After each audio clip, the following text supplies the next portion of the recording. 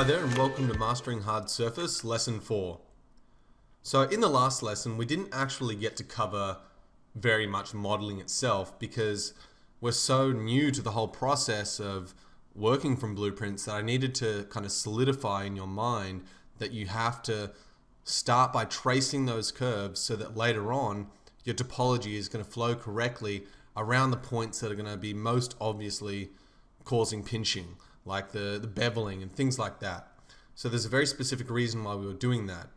One of the students, after I made the lesson, had a bit of confidence to start trying to make one of his own models, and it was Iron Man helmet, and rather than blocking out the edges, kind of just went straight to blocking out the main faces, and that's what I was trying to avoid in this lesson. So what I've decided to do is, rather than jumping straight into lesson 4 rather than jumping into the lesson 4 that I was going to create, that was going to be focusing on detailing those bevels and things like that, I've decided that now that I've got a bit more time since the new website launch has been so successful and I don't have to do all those support emails and I'm not answering all those same, frequently asked questions over and over, that I do have a bit of time. I've got a couple of days completely free and I wanted to get ahead again on the course. So what we're going to do in this lesson is it's going to be a little bit more of a realistic kind of viewing lesson where I'll do my best to explain as I'm going kind of how I'm going to continue this process. But basically it's just going to be, the aim of this lesson is to fill in that gap between the lesson 3 and the lesson 4 I was going to make. So you can kind of consider this a bit of a lesson 3.5. So as usual, I've got all my reference images up, except this time, now that I'm going to kind of be trying to fill in some of those blanks for you so that when we do get to the next lesson and we are detailing more of a visible object and not just kind of some blocked out edges, I do need to look at a little bit more reference, see things in a different light, and you have to remember that all of these images, all 6 of them, are lit in a very similar way in the same studio by the same photographer, and they're not going to catch different lines to if it was, say, shot outdoors or in a showroom or something like that, something a little bit more realistic. We also don't know how much retouching has been done to this in order to smooth out some of the imperfections in the lighting, and that's another thing that just complicates that process a little bit more. So in order to avoid that confusion, like I was saying in the first lesson, I do have 2 screens, and this time I'm going to be kind of using reference on every possible area of the 2 spare screens, so that while I'm modeling, I don't have to keep looking back and forth between things to figure out what's going on. So we'll jump back into Max and I'll just continue that process of blocking out some lines, except this time I'm going to expand a little bit further and we're going to start blocking out some shapes as well. Now, in production, I'm usually not going to be modeling this slow, not unless it's a really relaxed day and I'm just kind of chilling out and I don't need to cane at it. But in a real production scenario, I'd be going as fast as I could, and in order for me to do that, I wouldn't be able to explain what I'm doing as I'm working because it takes up all that brain power to focus on the speed. So just remember, this isn't as fast as you would be modeling in production, and my ultimate goal is to get each and every one of you up to a standard where you do understand the laws behind hard surface modeling enough where you can just increase your speed yourself in your own time and when you practice. But at the very bare minimum, you're going to know the correct technique. So the only difference between you and someone who's faster is speed. It's not down to technique, and it's not down to the cleanliness of your models or your topology. In an ideal situation, if I were to see 20 to 50 different students producing this same car model, the topology would end up very similar because you're working from that same workflow. And it wouldn't matter what car it is and kind of like what type of shape the car is. If you follow those same basic principles, you should end up at the same result. And that's exactly what I've seen from a couple of students so far who've been posting their work. That really nice low res and clean topology. And even though it's really basic and we're just getting started, it's really great to see that you guys are picking that up already. So I do like to see when you guys post your work, and if you are going to follow along, it helps me to understand kind of what to expect from you guys, because at the moment, the only real expectation I have is kind of what I would be, or the only expectation I have is how I would learn from these tutorials myself when I was younger. So I'm trying to visualize the things that I wanted to be told while modeling that weren't in these tutorials. And when guys were just working and just going straight at it, they weren't explaining what they were doing, and you end up just kind of copying them. You're not learning how to model. So hopefully we can overcome that, and we're just going to keep working up slowly, and we're going to build up to those more complex shapes. And in later lessons, we'll kind of sometimes take a step backwards, sometimes take a step forwards, working on different things, just like I did in my own career, where sometimes I'd tackle really complex projects, and other times I'd just focus on really simple things like modeling bolts and screws and things like that. So let's jump into Max, and I'll just keep modeling.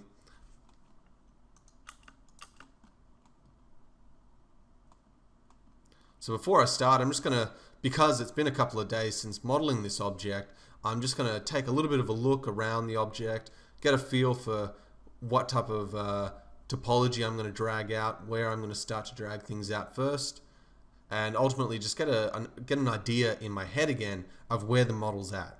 Now, I don't want to miss anything in these tutorials. I hate it. I absolutely hated it, and it's the reason why I stopped watching tutorials when guys just simply just cut ahead. You didn't see what was going on, and as someone who's really pedantic and wants to follow on exactly, and I'm sure there's going to be guys like you who just want to, they want to see absolutely every part of it, that I'm going to do my best to accommodate that and make it as easy as possible for you to kind of remember the workflow. So I'm going to try and work on the front of the car a little bit more than we had. The front of the car is going to serve as kind of the most obvious part of the car you're going to render. So that's probably where you want to put most of your effort. If you don't have the time to go in and refine absolutely every piece, and when I was working on print jobs that involved cars, before we had access to CAD data and things like that, we would only model the parts of the car where the clients had locked off camera positions for. So in most cases, that's usually going to be the front. I mean, there's obviously exceptions, but most of the time, you want to focus on the front of the car. So I'm just going to start trying to block out some of those lines, and we'll start working our way through it.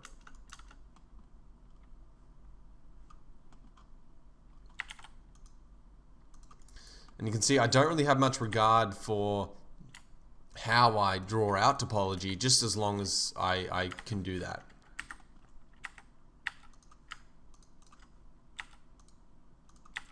So in that circumstance right there, I've just cut a line to be able to drag out, and then I've removed it again. So now I know that when I've got that plane there and I zoom in here, it's exactly aligned to that surface. Just makes things a little bit faster.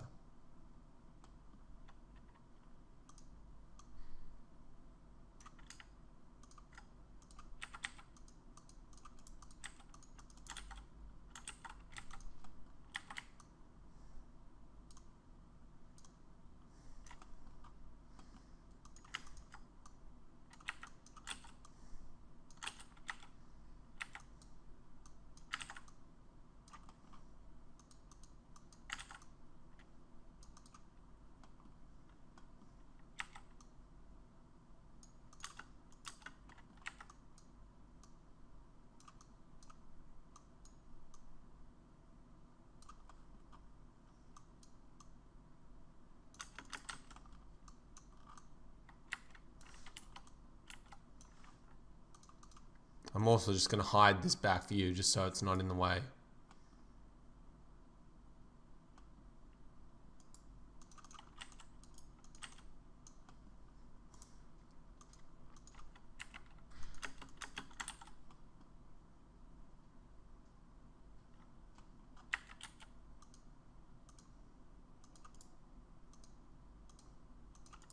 So here I'm just cutting away the grill, and I'm just going to hide that for now.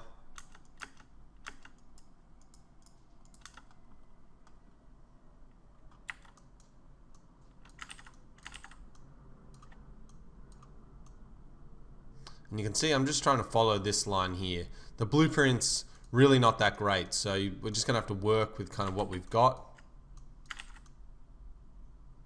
And if I zoom in, we're just trying to get this point sitting on this line.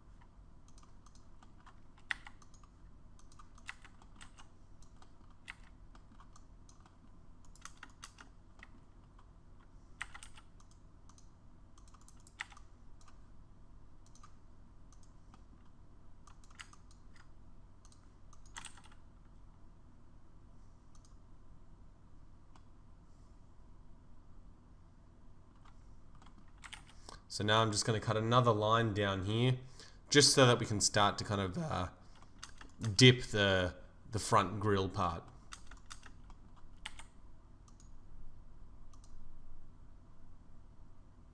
And remember, if you've got a straight line to cut through, you don't have to cut. It's a good point to make out. If I'm trying to cut along this line here, what will happen is you'll end up getting a very uneven line. But if the design of the car has a mathematically perfect line, just cut all the way to the correct point. In this particular situation, we don't want to do that. But just as a reminder that if you do come across parts like that, just cut all the way through. And you can see here now I'm just cutting all the way through. I'm just following that line along. I'm trying to keep that topology flowing. And this is where we get a little bit more complicated, because now we're introducing these pinches like this. But if you ever come across a pinch like that, where you're cutting through an edge loop to kind of continue another edge loop, you can always just use target weld and just target that back to that point. And then when you remove the inside piece, you're left with that continuing flowing topology.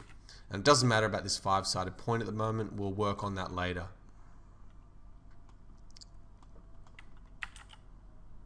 So I'm just going to bring this down as well. And now technically, if we grab this point and these points and all these points along here, now from front on, we can kind of dip that until it fits.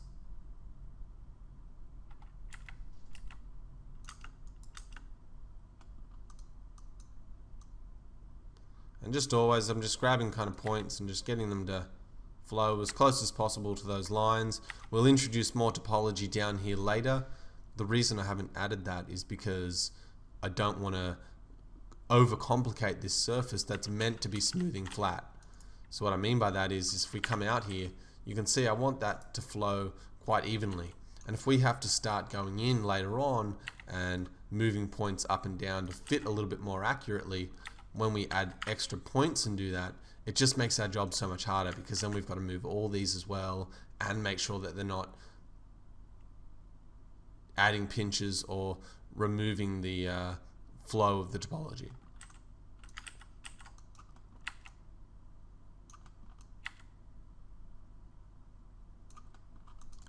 Okay, so just so you're not getting a bit lost of where I'm at here, if I just bring up Photoshop and bring this reference image in, what I'm trying to do is I'm trying to create this line along here. Trying to create this line along here.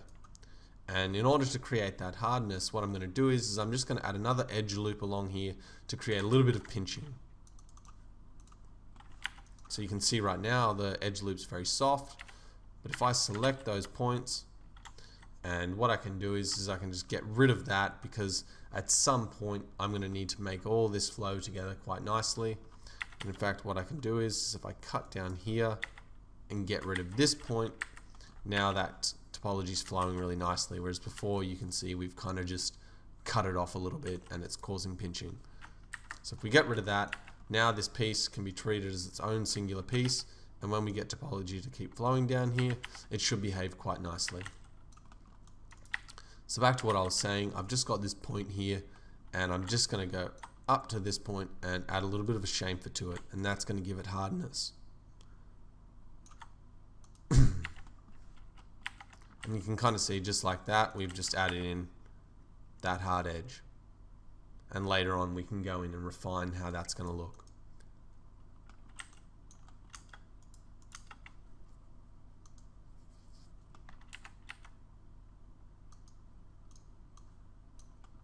So you can see also now where these blueprints aren't really lining up, we've got a point that looks like it needs to be here from front on. And if I just use my wireframe, my X-ray mode, which is Alt-X, you can see that it's lining up here, but now that when we go from above, it's not lining up.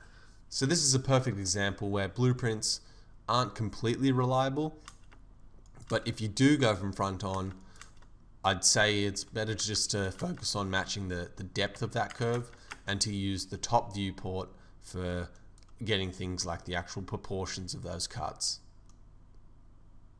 The reason I say that is because if this blueprint has been traced over another inaccurate blueprint, and you have to remember blueprints.com, in order to use in order to sell these vector file formats, they have to trace over other blueprints. So you don't actually ever know the accuracy. And at the very end of the project, usually you'd go in and just start looking at the reference quite heavily and just gauging for yourself what you need to change. So I'm just going to get rid of this point now as well. And now you can see our bonnet's kind of flowing up here quite nicely, even though the topology is very low res. And if I really wanted to, I could grab these points and just continue them down. And that's going to serve as that kind of scoop.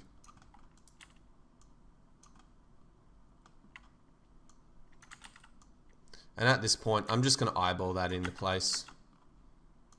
You can see we've kind of got some rough guidelines of where that's meant to go.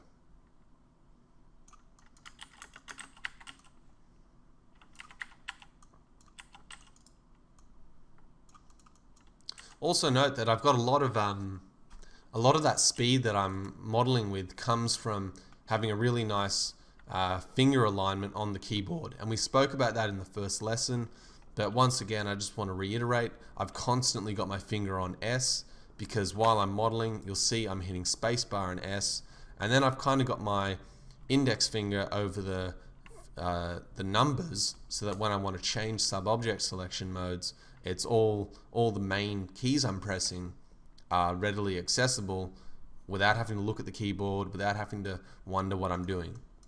So while you're practicing, just make sure that you are sticking to those core fundamentals of working with a very strict hand placement, and make sure you're not conditioning yourself to use the wrong techniques, because I'm sure a lot of the advanced guys on the course who've kind of signed up for later down the road when we're doing some more tricky stuff, they take it a bit for granted that when you're starting out, you do things like look at the keyboard a lot to, you know, check mistakes and things like that.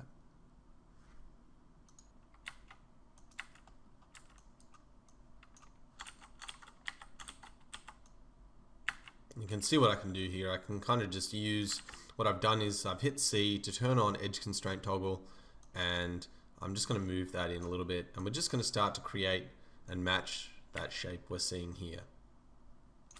Just roughly, it doesn't need to be perfect at this point, we're just trying to block things out. So you can see I'm very quickly sometimes turning on edge constraint toggle on and off, and that's because a lot of the times while I'm modeling, there's just quick little things I need to do to stay snapped, and I'll just kind of go, I'll swap between hitting S, C, and tilde, and it just becomes a very repetitive combination.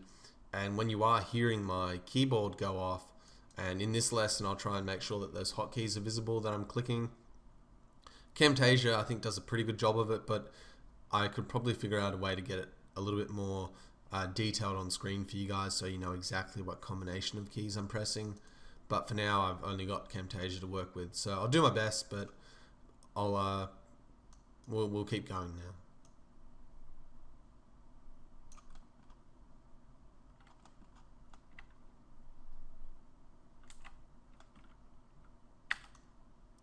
So now I'm just going to connect through here. And I noticed before that, and I might not have mentioned this so far in the course, when you use the options box for each tool, it stores it when you click tick. So if I set this to, say, mine to 658, and I do it again, it's going to automatically keep those settings there. So if you do see that the last time you used connect it was a little bit off center, just try and store that information in your mind so that the next time you go to click that button, you're not clicking connect and making that mistake of it being in the wrong place and having to fix it.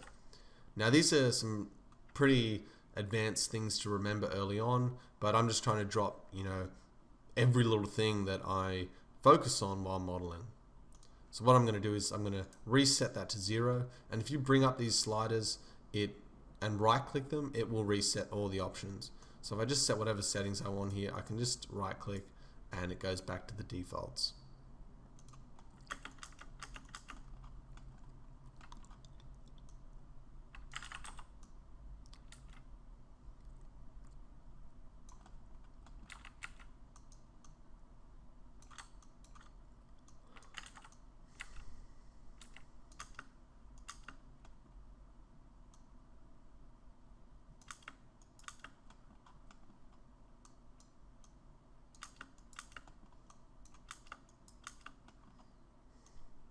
So don't feel too intimidated if I'm kind of jumping back and forth between things here, because the ultimate goal is for you to focus on how I'm explaining what I'm doing. I wouldn't want you guys to follow along in this tutorial and kind of pause the video, drag out a polygon and move it in place and then start it again. The goal is, and even if your model doesn't look as good as mine while you're practicing, the goal is to kind of follow along and use at least the same process and same workflow. So like I was saying, I'm modeling slower than I would in production to try and make it understandable for you guys, but I'm also not trying to go so slow that it's so boring that it takes 20 hours for you to see how to model a car. It's not really the point of this lesson. So now I'm just going to drag out this front point on the car. And actually, before I do that, I'm just going to drag the whole thing out because I want to keep that topology rolling. And what I can do on these points is, where they go to a little pinch, is I can grab all of them and just scale them in. So I've just hit R to scale those in, and then I just move them into place.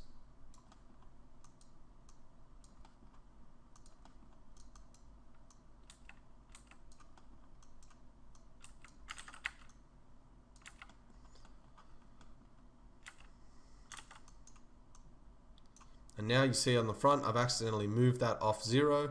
So what I need to do is down the bottom here, if I just select that and move it, it gives me a clue as to which axis mode I'm moving that on. So if you forget, just what I'd like to do is, whenever I've got something off center a little bit, I'll just select it and jig it a little bit, and then I know that it's a center Y axis that I can go in and just 0 off. And now we're back to where we were.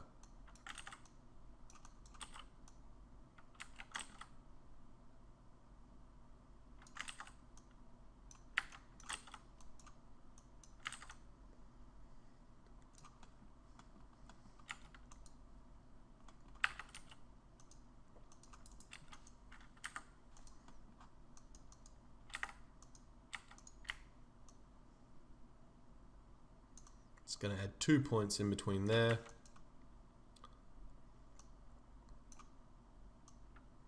And remember, I was saying in the last lesson that we just want to kind of put edge constraint on and just move that until the geometry is flowing correctly. We don't want as an exaggeration, we don't want it to be off center. Everything kind of has to flow in some way, shape or form with the rest of the topology on the car. And you can see things like this that just look really ugly. What we can do there is I can just go in, and because we knew earlier when I selected those vertices and moved them up and down that we were on the y-axis, it also gives you another clue as to what to use when you're using the the constraint snap tool, or the make planar tool. So if I use Y now, it's going to do the same thing as if I zero it off vertically in this viewport. And another cool thing we can do is, I'll just go to a different viewpoint for this, is when we've snapped that, if I put on edge constraint toggle, and you can see we're aligned here, the problem is now is that that topology is flowing horizontally with the car, and it's not kind of flowing along the rest of the car's lines.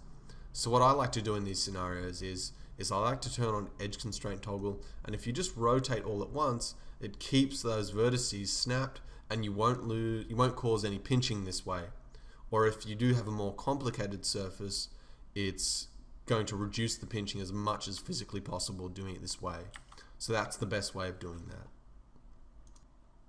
So I'm just going to go silent for a little bit now that I've kind of explained some of these techniques that I'm going to be repeating over the next couple of minutes, and I'll just start blocking out a little bit more at my own pace.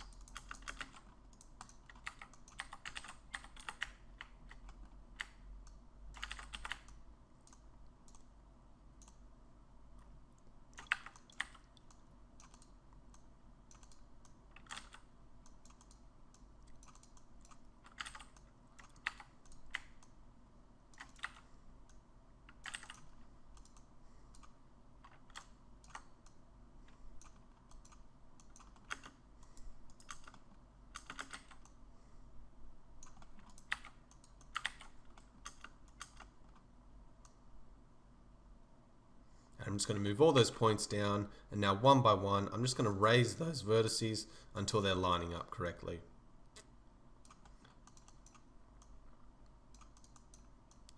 I'm also just going to raise these points up, even though I don't know exactly where they should be from this view. Once again, if I move this vertex up here, we're going to get a little bit of an overlap. So I just need to move those up. At this point, where I don't want to have to go in, it's much quicker for me to just select the whole face and move that up, and then start moving the vertices again.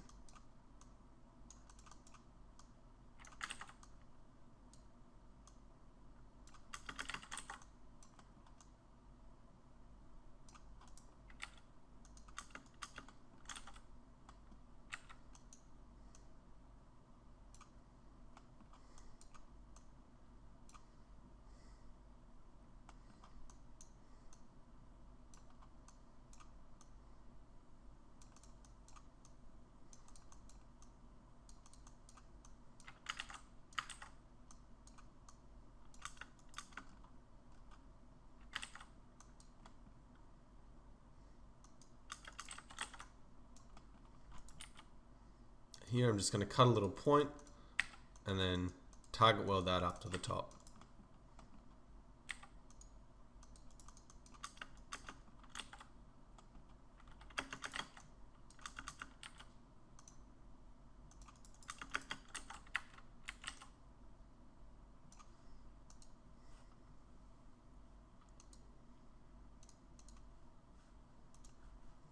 I'm just bringing up Photoshop just so I can change my view again and see the car from a different angle and just get a fresh perspective on what I'm trying to model.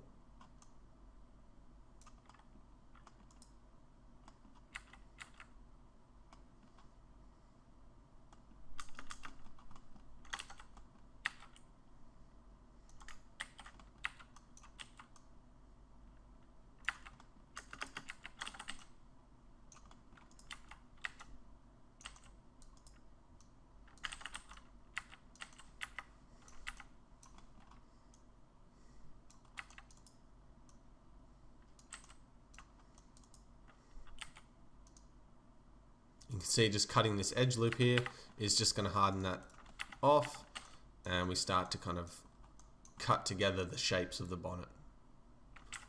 And all the while the topology is extremely low res.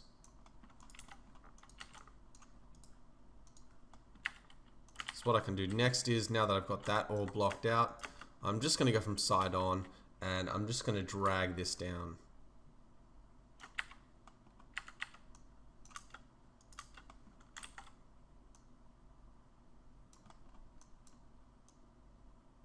Now what I don't like that's happening here is is we have a very uneven distribution of polygons. You can see we've got a big polygon, a little polygon, and then a big polygon, and 3 big polygons again. So the goal is ultimately to keep everything similar size.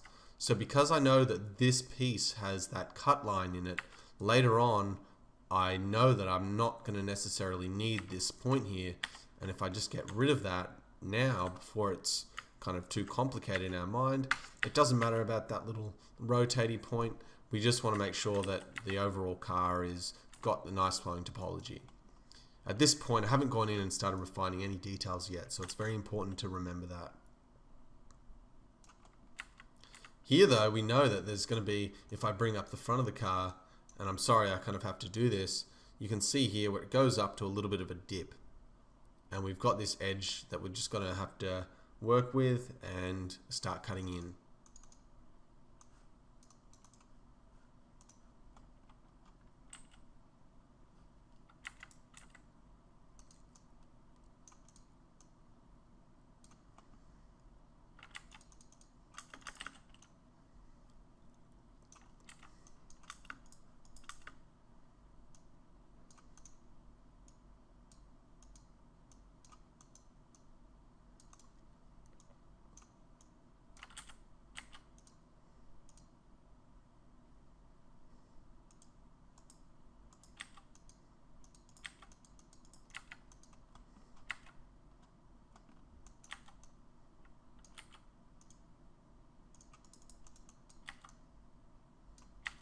You can see there, here's a cool little trick. I want to add a point, so I don't have any detail here, but I also don't want to remove the cleanliness of this point. What I can do is I can cut down here, move the vertex into place where I need it to be, select the edge, and then, select the edge, and rather than hit Control Remove, which is going to remove the vertices around it, I just hit Remove, and now I've got a point. I'm going to have to remove that as well. And there you go. We've created that kind of clean shape, and we know we're not ruining the topology of the car. So once again, I've just cut through, and we've got a little bit of a pinch, but it doesn't matter because I'm just trying to block out the topology a little bit more nicely.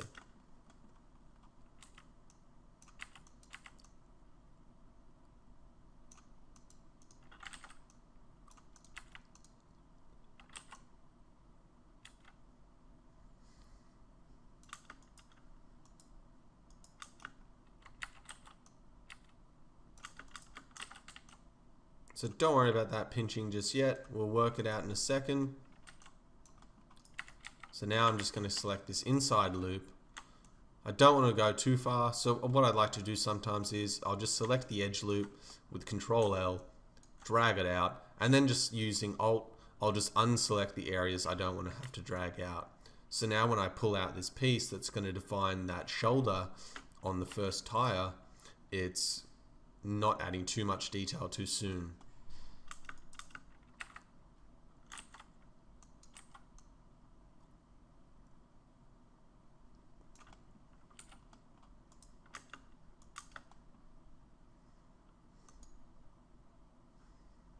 I'm just going to hide that and just take a look at the blueprint without any of the car there, just so that I've got another idea of kind of how that shape is flowing. And when I see my bonnet that I pulled out and hide it again, you'll see that the only points we're focused on are these. Yet if you look at this horizontal line here,